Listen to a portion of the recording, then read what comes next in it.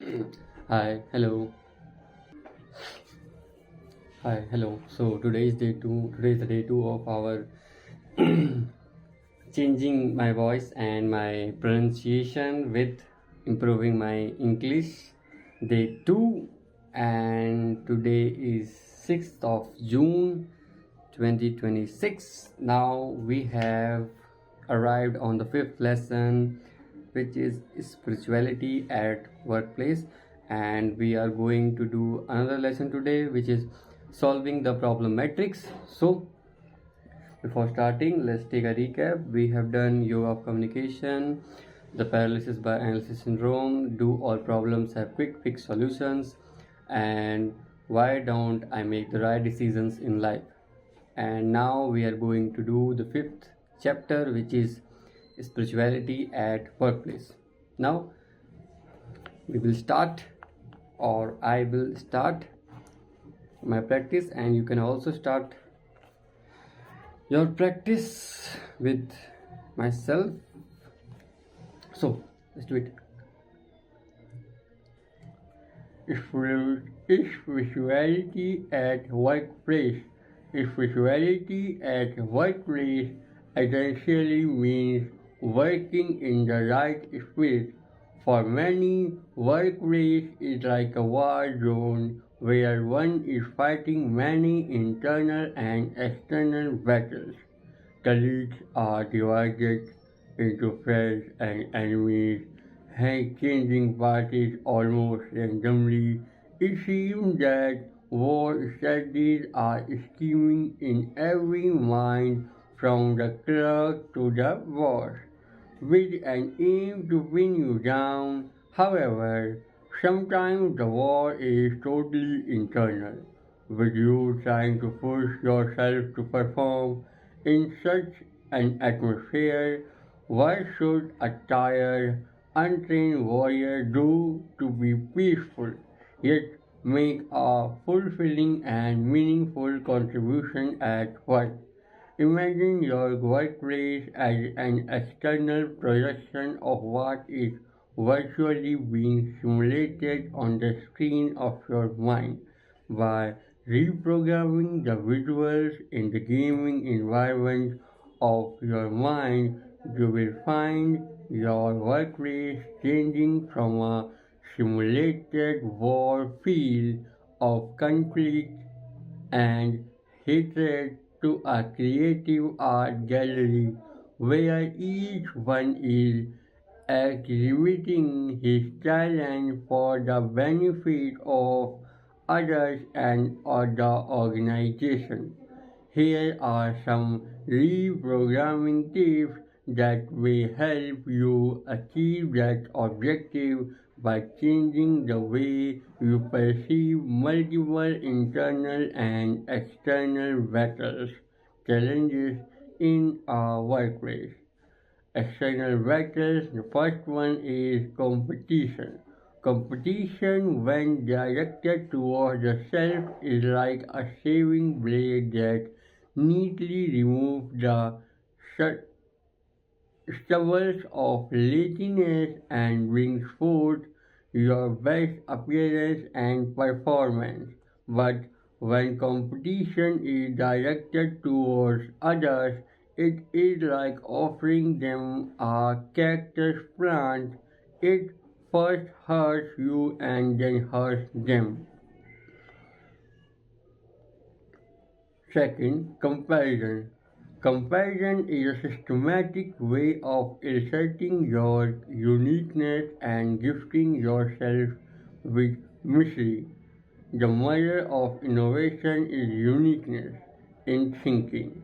When a shark is happy with its teeth and an elephant is happy with its trunk, why do we humans remain unhappy with our gifts and hanker for others' talents?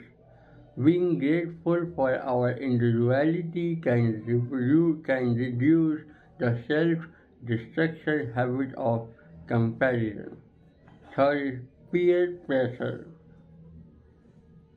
Succumbing to peer pressure is like being wet clay. Our Our perception of who we are is dependent on who peers into our life and molds it with the pressure of their opinions. It requires the pressure of a dynamite to remove a mountain than to remove a heap of clay. When there is a mountain of clarity of what ideals we stand for, the pressure of few hands cannot remove us.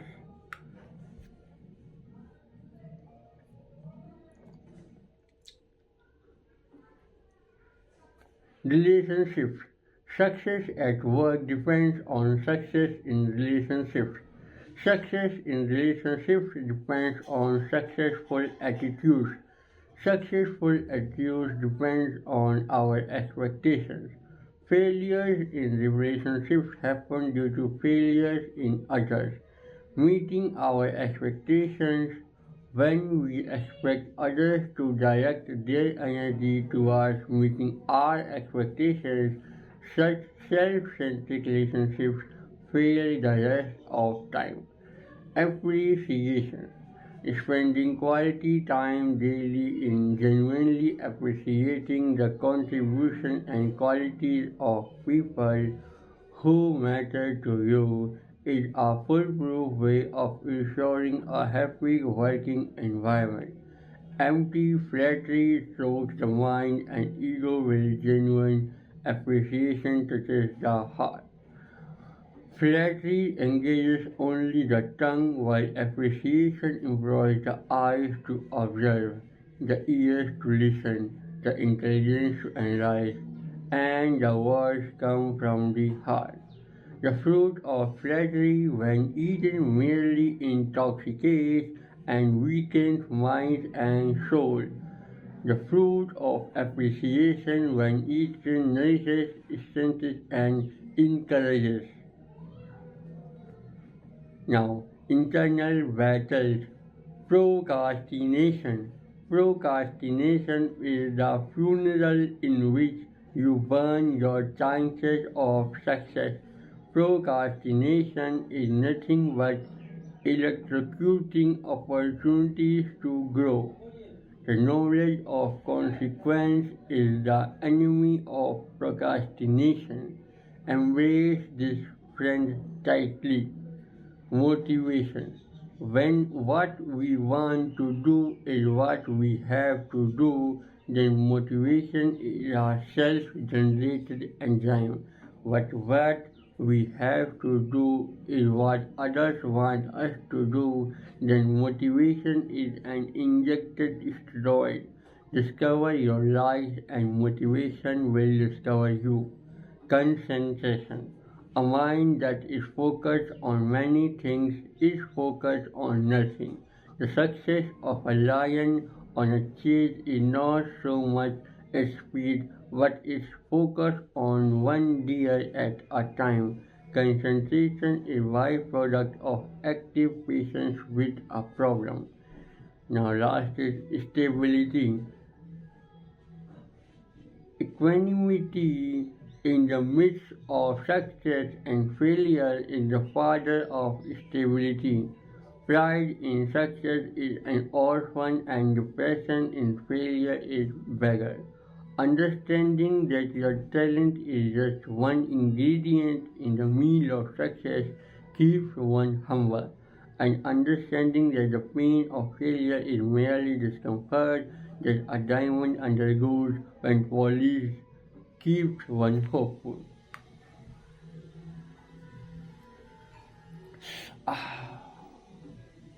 So, this chapter talks about the spirituality at workplace. Now, there are some points we have whenever we are working somewhere. We have two types of battles. First is the external battle, and the second is the internal battle. So, this chapter talks about that how can we find out, being mindful about that battles, and how can we conquer it, whatever we can say.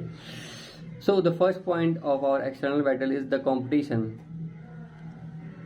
Competition is like a double-edged sword. When how we use that.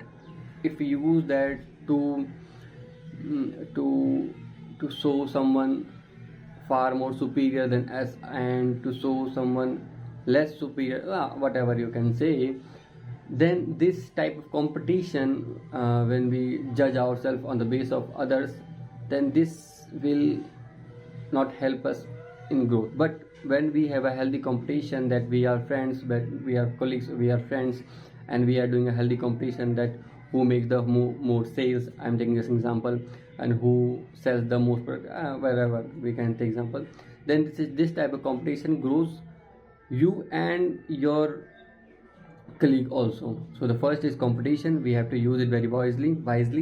The second is comparison. Don't compare yourself with others, because we all persons are unique. We know that thing from the beginning of our life, but we don't do that. So first of all, never compare yourself with others. And compare